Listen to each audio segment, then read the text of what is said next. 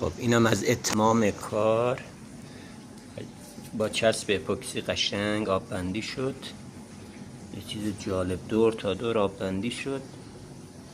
یه چیز یک داخلم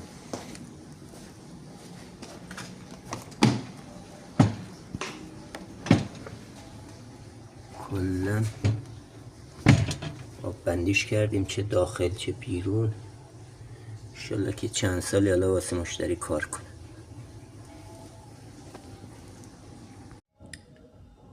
دوستان عزیزان، ظرفشویی LG کلن پوسیده، اگر ببینید کلن پوسیده، از بین رفته.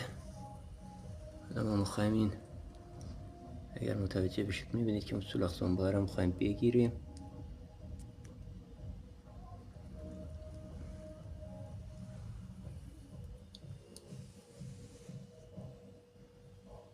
دوستان خیلی دقت کنید تو انتخاب نمک، تو انتخاب قرص شستشو و اینا همش به دلایل اینه که لوازم خوب استفاده نکنی.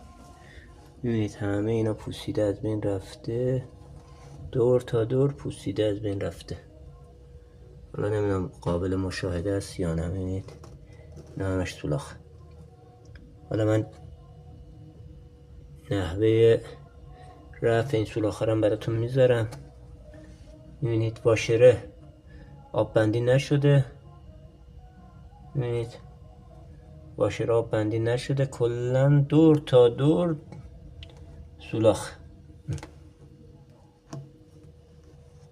خیلی دقت کنید دوستان. من حالا مرحله بعدی هم براتون میذارم. خب اینم از اتمام کار با چسب اپوکسی قشنگ آب بندی شد. یه چیز جالب، دور تا دور آب بندی شد. یه چیز یک داخلم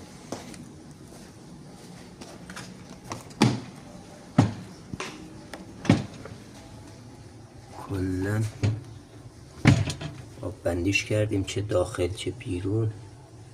انشالله که چند سالی حالا واسه مشتری کار کنه.